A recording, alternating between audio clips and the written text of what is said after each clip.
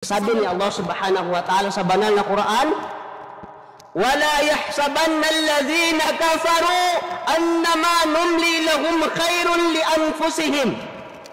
Huwag akalain, sabi ni Allah subhanahu wa ta'ala, ng mga taong hindi nanampalataya kay Allah subhanahu wa ta'ala na ang pagpaliban namin sa kanilang kaparusahan ay makakabuti sa kanilang mga sarili. Anong ibig sabihin? Huwag nilang isipin, sabi ni Allah subhanahu wa ta'ala, na ang paghaba ng kanilang buhay dito sa mundo ay makakabuti sa kanilang sarili.